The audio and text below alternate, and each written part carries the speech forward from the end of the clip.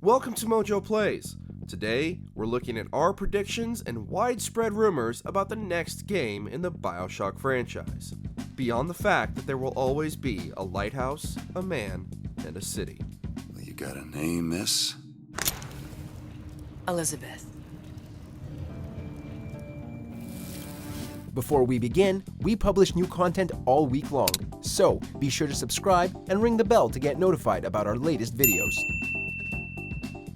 Release date. Unfortunately, there is no official information on when this game will be released. 2K Games just barely confirmed it exists at all in 2019, but that isn't going to stop us from speculating when the next BioShock may appear.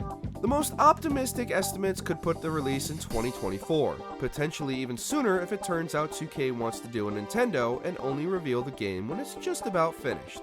Though 2K is a giant company, it may not be too strange to see this happen.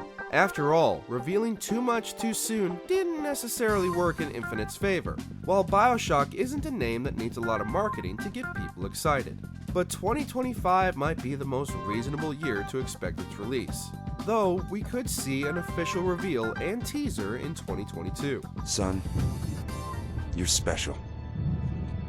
You were born to do great things. Music. Where the great would not be constrained by the small. And with the sweat of your brow, Rapture can become your city as well. All three BioShock games have absolutely outstanding music. They use licensed music to phenomenal effect, like playing Django Reinhardt's La Mer upon entering the first lighthouse, or hearing a barbershop quartet sing God Only Knows.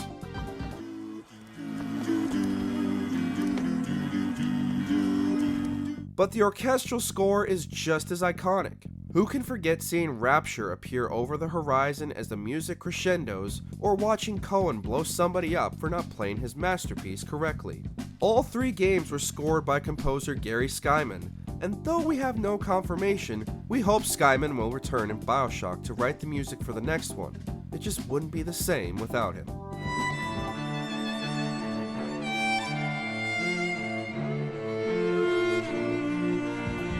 Setting.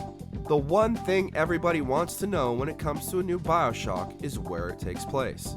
The first three games explored two of the most iconic and well-regarded settings in video game history: the city at the bottom of the sea and the city above the clouds.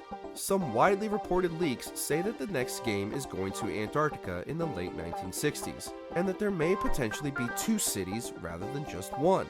This blending of two cities makes sense, as you learn late in Infinite and its DLC Burial at Sea that Rapture and Columbia are intrinsically linked by the interdimensional tears. Supposedly, one will be on the surface and controlled by an entrepreneur, while the other will be underground and led by a dictator.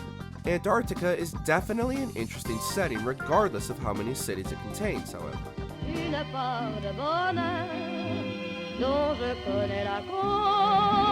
Infinite's lore. Though Infinite's lore is notoriously convoluted thanks to Elizabeth's ability to travel through time, space, and to different universes at will, it does open the door, literally, for endless potential sequels.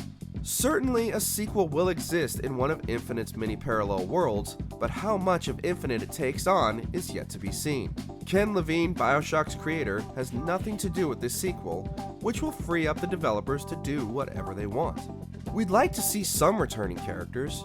There's a different version of Elizabeth in every universe, while the Luteces exist in a quantum superposition and are similarly able to teleport around and manipulate events. Any of them reappearing would make sense and be a lot of fun. For the choice is made before you are reborn. Plasmids or Vigors. The first game introduced plasmids as a major part of the lore. They're the power everybody in Rapture wants, the reason the Little Sisters are so coveted, and are why the gameplay is so much fun. Infinite had more or less the same thing, but switched out the first game's syringes for drinkable Vigors. The Burial at Sea DLC even had a Vigor of its own down in Rapture, Old Man Winter, because apparently the Winter Blast plasmid from the first game wasn't good enough. Both games do use the sea slugs and Atom as the basis for their supernatural powers. It wouldn't be a BioShock game without these abilities, but only time will tell how the next game will incorporate them. Maybe you'll use inhalers next time around, just like the consumable items in Cyberpunk or the Outer Worlds. London. Before the Antarctica leak, there was another popular leak that the game was actually going to take place in London in the early 1970s. This London leak has been hovering around for some time, but there's even less information about that than about Antarctica. However, it would be interesting to see BioShock tackle a city that already exists. It was nice to see glimpses of Paris and New York throughout Infinite's campaign, but it's just as true that looking at a real city wouldn't be in the spirit of the franchise. Those retro futuristic worlds brimming with impossible technology are a huge part of what has made both BioShock and BioShock Infinite stand the test of time. Say what you will about Comstock. He was a hell of a fortune teller. Different developer. As mentioned previously, Ken Levine isn't involved in the production of BioShock 4 at all. After finding he didn't like managing the huge staff Irrational Games accumulated during Infinite's development, Levine shuttered the studio, downsized significantly, and made a new company, Ghost Story Games.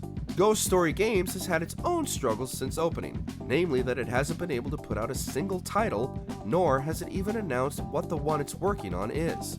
So it makes sense that 2K has turned to a different developer for BioShock 4. In fact, it's a whole new studio created just to make this game, Cloud Chamber, which has many former BioShock developers on its team. Let her go! Let her go! She's mine! Shut it down! Shut down the machine! You've got to pull her through! Shut down the machine! Big Song Daddy. After the setting, the other thing that makes a BioShock game is its most formidable enemy. The first game had the Big Daddies, the second game had the Big Sisters, while Infinite had two, the Handymen, and of course, Songbird himself. The Handymen turned out to be a dud, though unlike Songbird, you can actually defeat them when they appear. Between the Big Daddies and Songbird, Cloud Chamber has a lot to live up to. But the popularity of undefeatable enemies that relentlessly hunt you down has only grown in the wake of all the post-2017 Resident Evil games, so there's a lot of appetite for a new steampunk stalker. And with the Little Sisters and the Boys of Silence, we're also sure there will be some other sinister children in BioShock 4 as well.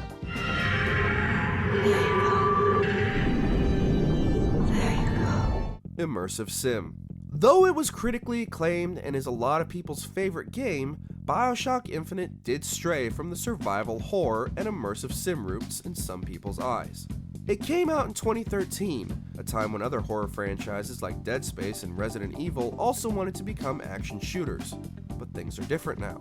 Intense horror games are having a renaissance, and we hope the next BioShock returns to those roots. We also hope it gets back to its immersive sim lineage as well, something that came from the first game's position as a spiritual successor to System Shock. However, if it does do this, it will have hot competition.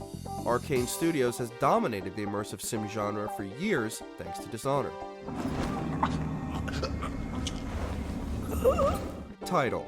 It's not likely that the next game will be called BioShock 4. The tradition of numbering the entries was broken with Infinite, and many other big-name franchises have also ditched numbers in favor of subtitles. Leaks have suggested that the title will be BioShock Isolation, though this is very non-specific and really any of the BioShock games are isolated enough to justify that title. Plus, Isolation was also the subheading of 2014's Alien Isolation, an outstanding game that definitely borrows a lot from BioShock where its gameplay and level design are concerned. We'll have to wait and see whether Cloud Chamber does call it Isolation or something else entirely. Do you agree with our picks? Don't forget to stick around and check out our other videos on MojoPlays.